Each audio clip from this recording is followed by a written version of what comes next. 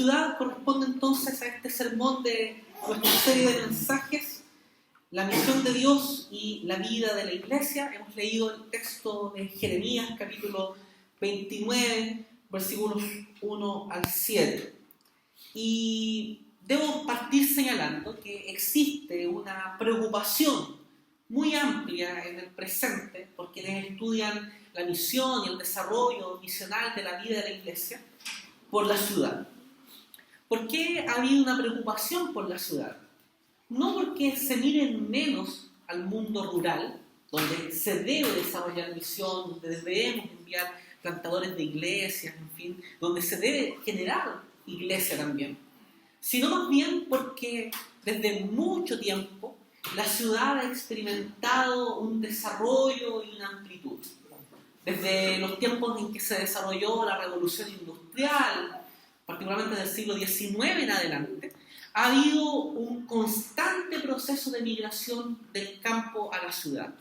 Particularmente en Chile, dicho proceso de migración se dio desde los años 40, 50, hasta los años 60, de manera muy fuerte, donde se produjo este avance de las personas que venían del campo a la ciudad. Todavía se sigue produciendo.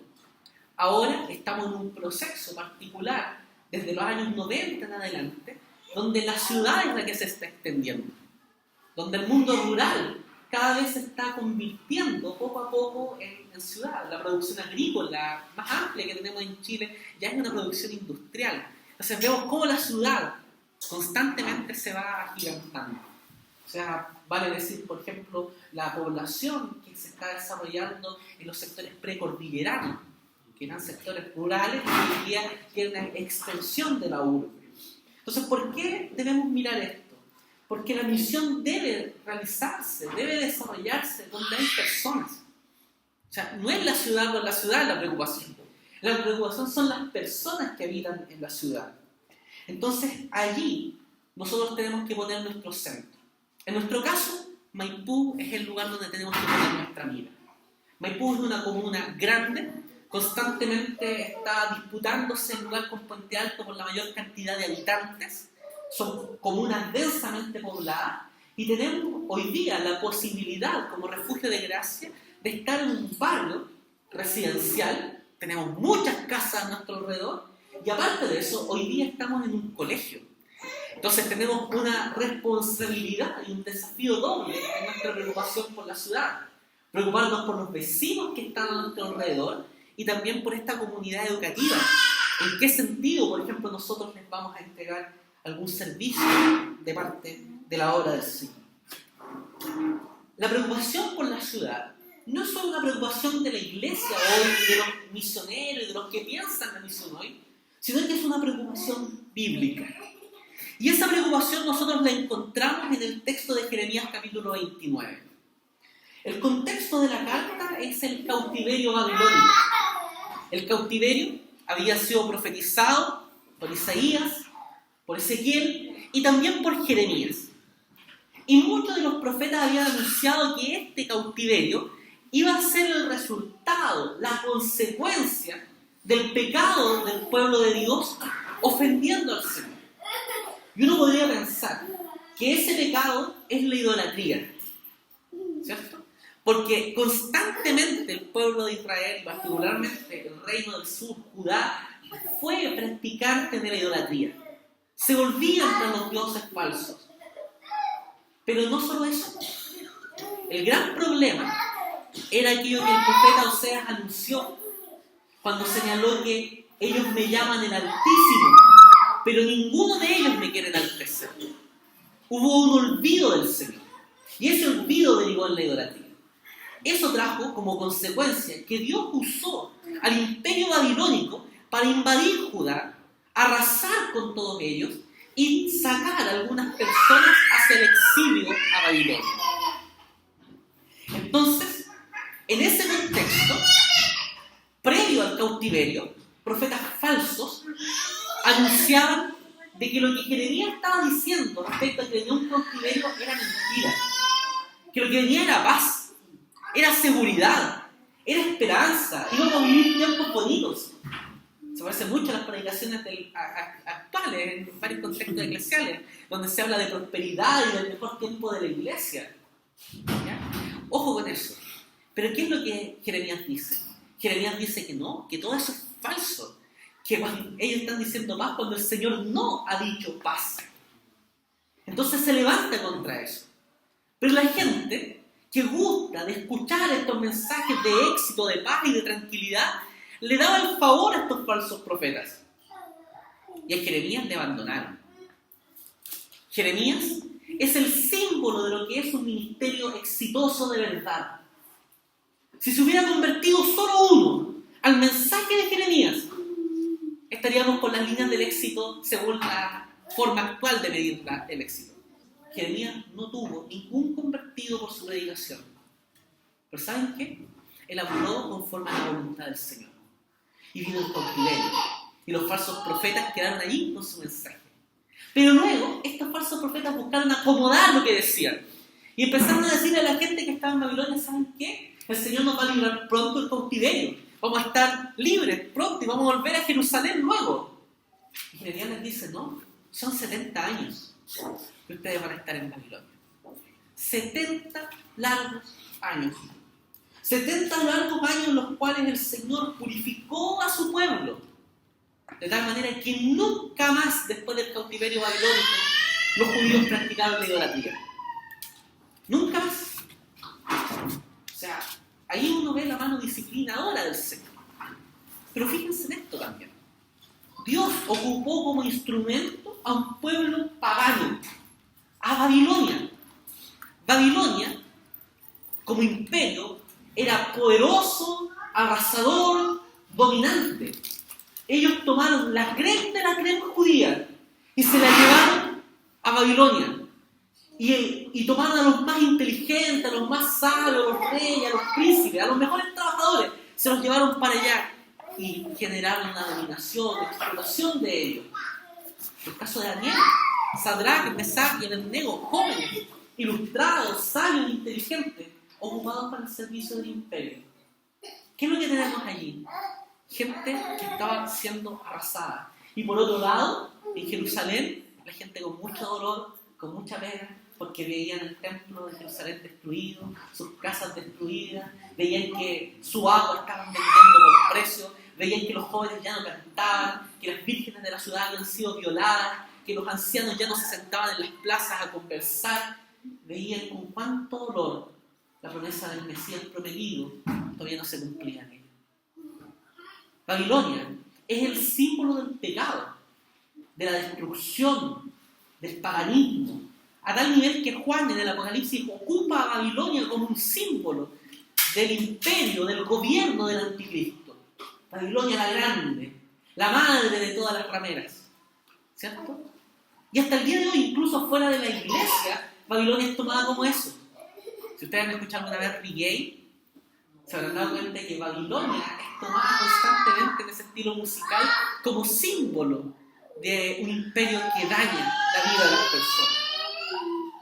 Pero aún en medio de esa ciudad, y aún en medio de nuestras ciudades, que nosotros podemos ver llenas de enemigos y marcadas por el pecado, la iglesia es invitada a no formar guetos para gente como uno.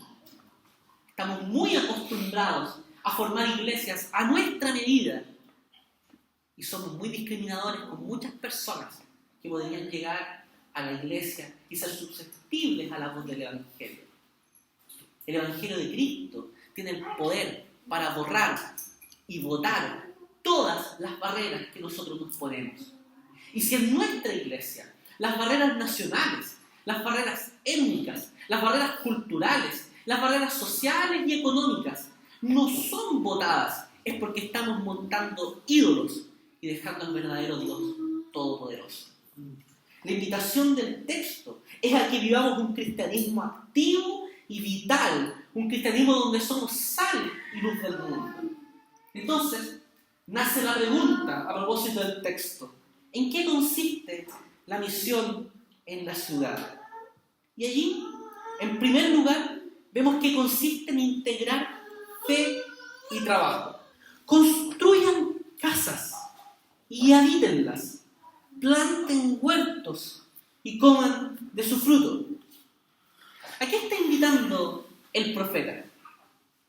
Fíjense, habíamos dicho que los falsos profetas decían, no, el cautiverio va a durar poquito. Cuando uno va de viaje por poco tiempo a un determinado lugar, no construye casas, no planta huertos, que no es necesario. Uno no va a estar de manera permanente ahí. ¿Y qué es lo que le dice el profeta? No hagan tal de generar una falsa expectativa.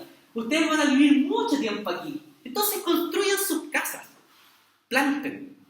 Nosotros en la jornada de capacitación estamos estudiando el libro de Albert Wolters, La creación recuperada.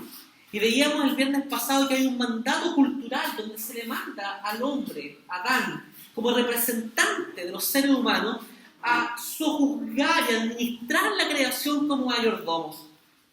Entonces, ¿cuál es la invitación de este texto respecto a la misión?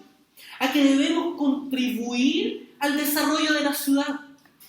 Y esto generando una producción, un trabajo que tenga como acento la preocupación por el ser humano y también por la naturaleza. Construyan casas, preocupación por el techo y el abrigo de las personas, y planten huertos, un trabajo que se da también en armonía con la naturaleza creada por el Señor. Y allí está la invitación, a que sigamos produciendo en beneficio de la sociedad, en beneficio de la vida de la ciudad. ¿Qué es lo que tenemos que decir con respecto al trabajo que nosotros debemos desarrollar hoy en la ciudad? Lo primero que todo es que su trabajo, más allá de que sea desarrollado fuera de los límites de la iglesia, y saquémonos esa perversión de nuestra mente, porque no solo el trabajo eclesial glorifica a Dios, sino que su trabajo, en su área de qué hacer, debe glorificar a Dios. Todo lo que usted hace, todo lo que yo hago, debe ser desarrollado para la gloria de Dios. Y en ese sentido, debe ser llevado a cabo con responsabilidad, con preocupación, con ahínco. Por otro lado, con distintivo cristiano. Vale decir que si usted es cristiano, aplique los valores del reino de Dios a su trabajo. Usted, si genera trabajo, no puede generar un desarrollo fraudulento. No puede engañar, no puede falsificar la medida de su pesa. Por ejemplo, si usted contribuye ahí, bueno, aquí tenemos un taxista, no tiene que malear allí el taxímetro, ¿cierto? Estoy solo haciendo una aplicación, ¿ya?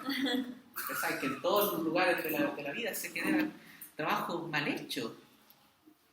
No, yo me acuerdo, yo estaba chico y en el pasaje donde vivía en la población Angelmó, habían algunos hermanos evangélicos que trabajaban en la construcción. Entonces, como las casas eran muy chicas, todos comenzaron a ampliarse. Y los datos de ampliación, ¿de quién eran? Del canuto del barrio que hacía la mega bien.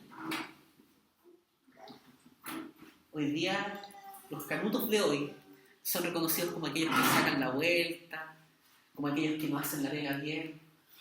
¿Cómo eres reconocido en tu trabajo? Como un trabajador con responsabilidad y con distintivo cristiano, que no engaña, que no es fraudulento. Y por otro lado, con excelencia. Y yo aquí quiero detenerme un poquito, porque hoy día en varias iglesias, particularmente en la iglesia presbiteriana de Chile, ha habido un mensaje que se ha extendido que a mi gusto es equivocado, que tiene que ver con esta idea de que se debe combatir la excelencia. No, si da lo mismo si las cosas no las hacemos con excelencia. Entonces, ¿por qué razón? Porque la estamos haciendo para el Señor, y no es nuestra preocupación la excelencia, porque no buscamos nuestra gloria, sino que buscamos la gloria del Señor. ¿Sabe qué? Eso es puro bla bla.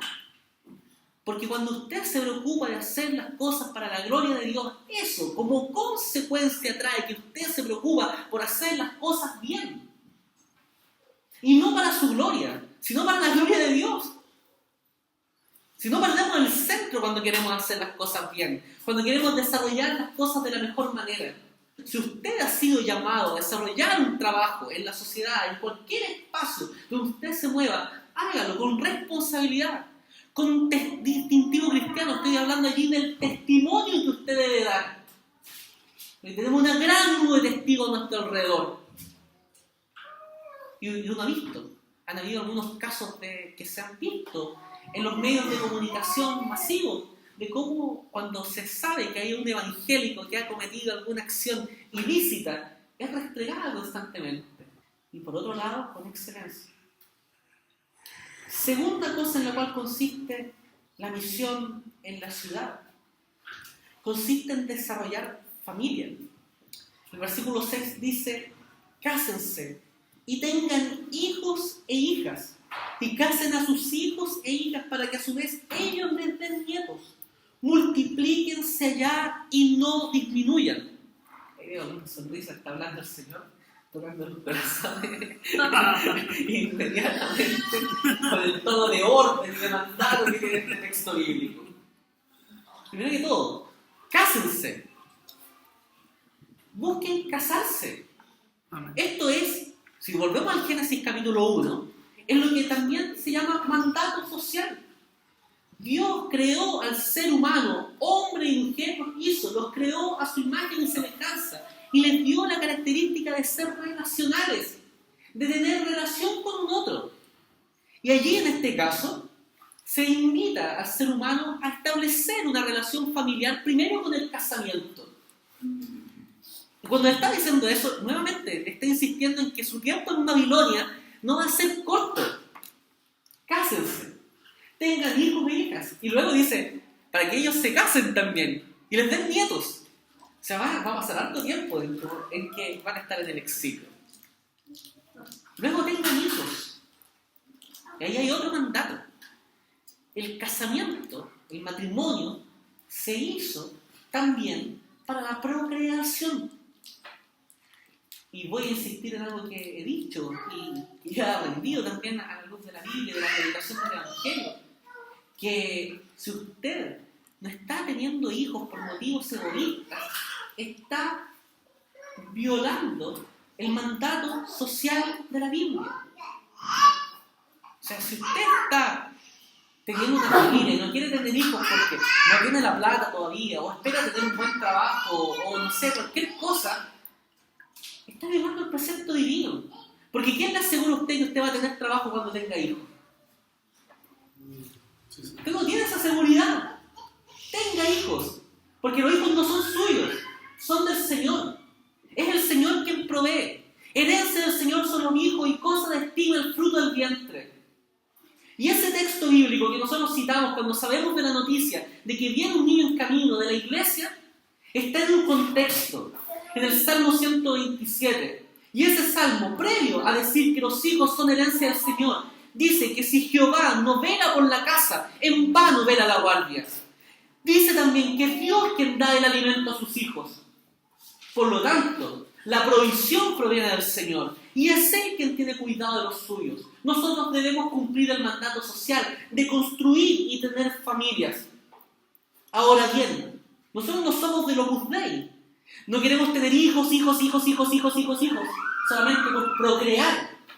Somos llamados a procrear y a sojuzgar la tierra, vale decir, ser administradores también del desarrollo de nuestras familias, de tal manera que nuestros hijos sean educados y crezcan también, y crezcan al heredero de la palabra del Señor. Y aquí decir algo a propósito de hechos muy recientes. En Chile, durante estos días, ha andado un bus que parte como producto de una ONG española y ha recorrido varios países y ha tenido el rechazo de la comunidad LGBT, porque tiene algunos mensajes que para ellos, dice, son incitadores del odio. Entonces hablan, este bus tiene mensajes tales como los niños tienen pene, las niñas tienen vulva, no me acuerdo de qué otras cosas. Por ejemplo, también hablan de el Estado no educa a mis hijos, no educa yo, en fin, cosas que, digámoslo, son verdad. Pero yo quiero ir un poquito más allá con esto. Yo creo efectivamente, queridos, que la educación es un derecho preferente de papás y de mamás. Somos nosotros los que debemos educar a nuestros hijos. Nadie tiene la posibilidad de negar esto que voy a decir ahora. Ninguna persona tiene la capacidad de educar a tu hijo por más que haya estudiado en la universidad una cantidad determinada de años. Eso no le da ningún derecho. Somos nosotros los que educamos a nuestros hijos. Los mandamos al colegio porque delegamos en las áreas que nosotros no tenemos habilidades y conocimientos para que sean educados porque ellos tienen las habilidades y conocimientos. Pero en el caso preferencial, estamos hablando de preferencia, son los papás y mamás. Ojo con esto, tampoco es la iglesia la encargada de educar a nuestros hijos en la palabra del Señor. Somos nosotros los que tenemos la labor de educar a nuestros hijos. Mi preocupación es que eso se transforme solo en un eslogan, en un panfleto. A mis hijos los educo yo. Alguien hoy día veía una chica amiga en Facebook que decía: a mis hijos nadie los toca, yo tampoco. Esos son los eslóganes vacíos de sentido. Porque claro, de eso tenemos mucho discurso hoy día en nuestras iglesias. Gente que está diciendo: a mis hijos los educo yo.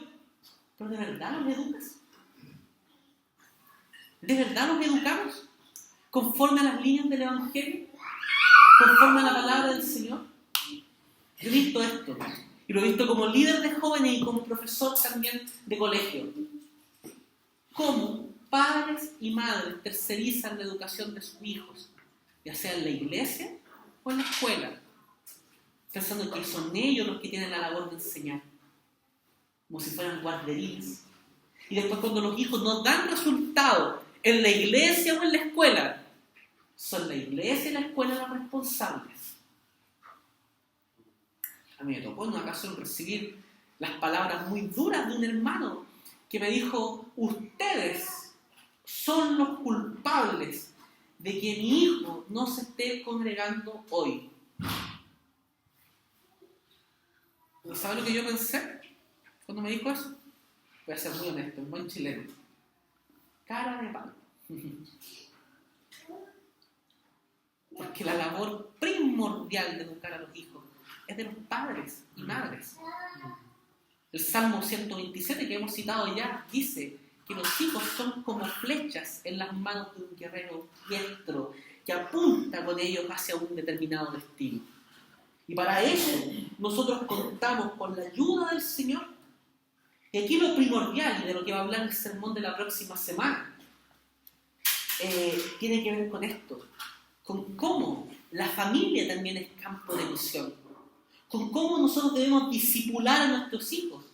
Y aquí, insisto, no basta con procrear, con tener solo hijos y muchos hijos, sino que a estos hijos tenemos que educarlos conforme a la palabra del Señor y hacer de ellos discípulos de Cristo, de tal manera que la predicación, la semilla que estamos arrojando en ellos, un día de fruto. ¿Sabes qué? Esto es lo bonito de ser presbiteriano. Nosotros bautizamos a nuestros niños. Y sí, cuando yo bauticé a Miguel y a Sofía con la Mónica, los presentamos ahí al bautismo, ellos no sabían lo que ese sacramento significaba. Y probablemente todavía tengan dudas de las implicancias totales que tiene ese sacramento. Pero ¿sabes qué? Yo lo hice no por el conocimiento que tenían mis hijos y tienen hoy sobre el bautismo. Lo hice porque como papá tengo la firme convicción de que Dios ha establecido un pacto con familias. En ti, Dios le dijo a Abraham, serán benditas todas las familias de la tierra. Y cuando yo pongo mi confianza en el Señor, le digo al Señor que mis hijos son de Él. Y tengo esa esperanza.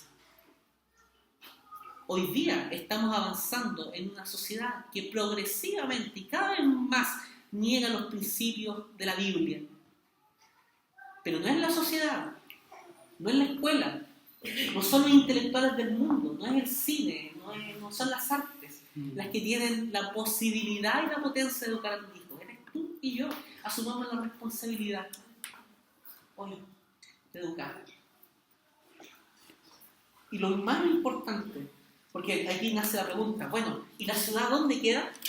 Estamos hablando de la misión de la ciudad, pero esto es familia, estamos como dentro de la casa. Dos cosas con respecto a esto.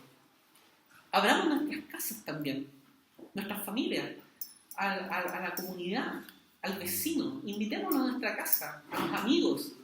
De tal manera que nuestra casa siempre tenga la bulla y la conversación de personas que hay allí.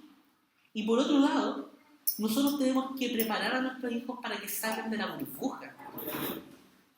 Nuestras casas así son a veces como las casas de Ned Flanders, perfectirijillas, donde todos los canales de televisión están bloqueados, donde solo se ve lo que Flanders dice, donde todo parece muy bien porque se cantan himnos, se aprende la Biblia, los videojuegos que tienen son a Josué disparándole a las personas de Jericó y cosas por el estilo. Pero ¿qué pasa cuando nuestros hijos salen de la burbuja de la casa? Las burbujas son bonitas, pero no son la realidad. Entonces preparemos a nuestros hijos para vivir en la ciudad de hoy. Y otra cosa muy importante, preparemos a nuestros hijos para ser misioneros hoy. Y aquí ojo con esto. No me estoy y no voy a generar nunca un mandato con respecto a lo que debe ser. Si tú pones a tu hijo en un colegio confesional cristiano, o lo pones en un colegio público, o en un colegio particular subvencionado, o decides, por ejemplo, hacer homeschool, educándolo en casa, no me voy a referir con respecto a eso. En cualquier circunstancia que decidas con respecto a la educación de tu hijo, prepáralo para ser un misionero, un predicador del Evangelio, alguien que es capaz de relacionarse también con los otros, sin temor a perder la fe por el hecho de que toma contacto con un no creyente. Cuando nosotros capacitamos a nuestros hijos y la iglesia ayuda en esa preparación, podemos tener la confianza de que Dios seguirá haciendo su obra en nuestros hijos, sosteniéndoles con su mano de amor y cariño, de tal manera que no pierdan la fe y no caigan en las circunstancias de este mundo. Preparemos a nuestros hijos para que sean también obreros del Evangelio en la ciudad. Y tercera cosa en la que consiste la misión en la ciudad, es que consiste en buscar el bienestar común. Versículo 7. Además, busquen el bienestar de la ciudad donde los he deportado y pidan al Señor por ella, porque el bienestar de ustedes depende del bienestar de la ciudad. Nuevamente, aquí se pone la tarea protagónica en los creyentes. Aquí hay otra extensión del mandato social. Primero fue nuestra familia, y luego con las otras personas que están fuera de nuestra familia. Babilonia es el contexto, el símbolo del pecado, donde uno podría ver solo enemigos. ¿No le pasa a usted eso cuando ve la ciudad? Cuando ve el país en el cual vive, cuando uno ve las noticias.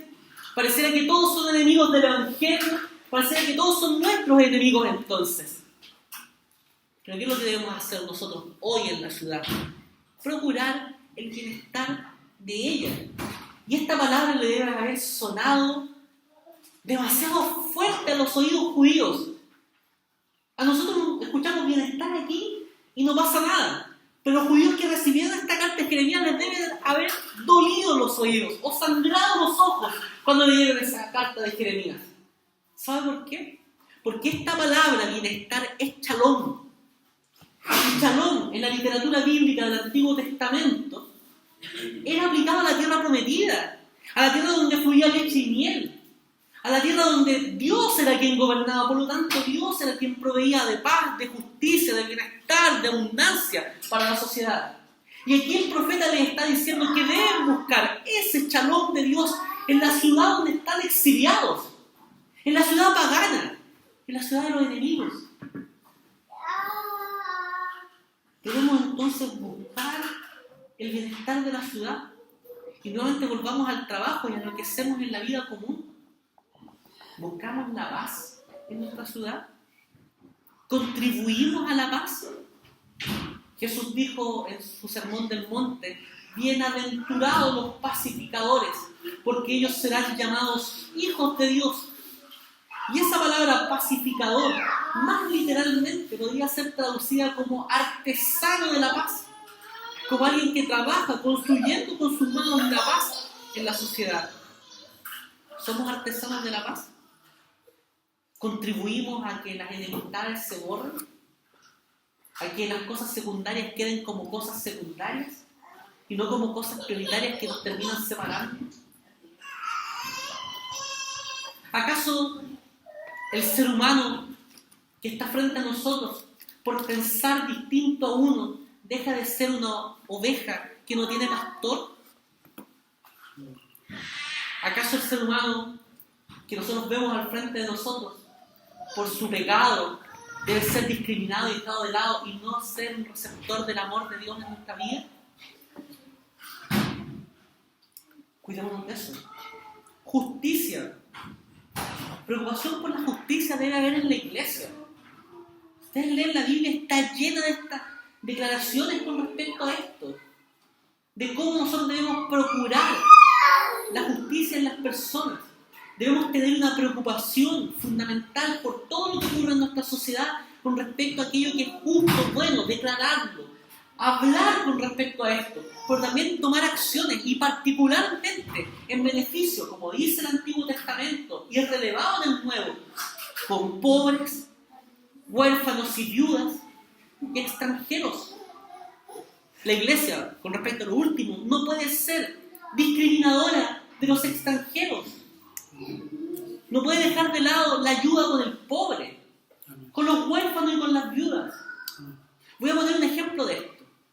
El pastor Timothy Keller, en su libro Justicia Generosa, cuenta este hecho con respecto a la vida de la iglesia.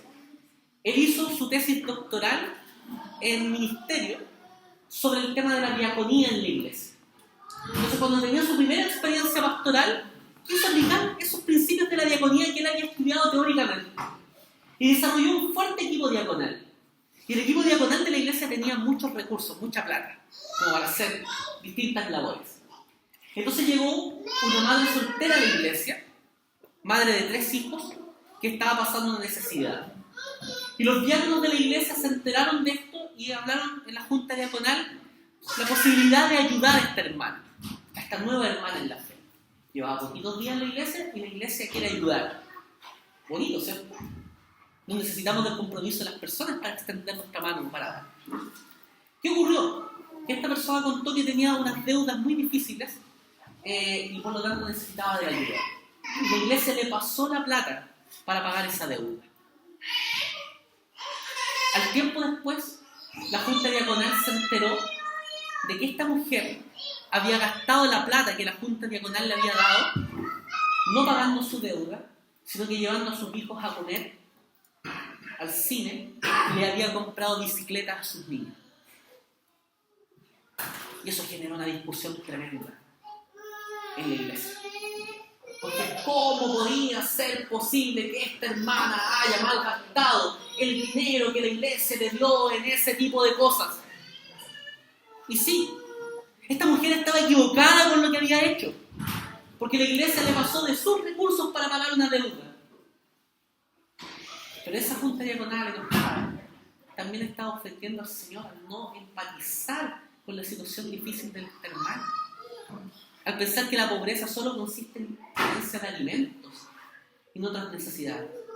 Invitaron a esta mujer, la exhortaron a que no debía hacer nunca más eso con la ayuda de la iglesia, pero por otro lado, la consolaron y animaron y buscaron programar también otro tipo de ayudas. Esta mujer con lágrimas en sus ojos les dijo: mis hijos llegaban llorando a la casa porque sus amigos iban al cine y ellos no, porque sus amigos tenían bicicletas y ellos no, porque sus amigos comían cositas ricas y ellos hace mucho tiempo no tenían algo rico en la mesa. Las preocupaciones por la justicia deben ser eso, no sacar de aquello que nos sobra para ayudar, sino que extender también toda nuestra ayuda, posibilitando acceso a la vida de las personas. Y a mí me ha tocado ver con mucha alegría esto. He tenido amigos que no tenían los recursos, por ejemplo, como para llevar a su hijo al cine, y familias de la iglesia posibilitaron esa invitación para que sus hijos vieran el estreno de la película. Ustedes dirán, ¿qué tiene que ver eso con la justicia? Mucho. El proverbista dice que quien da al pobre, al Señor presta. ¿Sabe lo que está queriendo decir ese texto bíblico?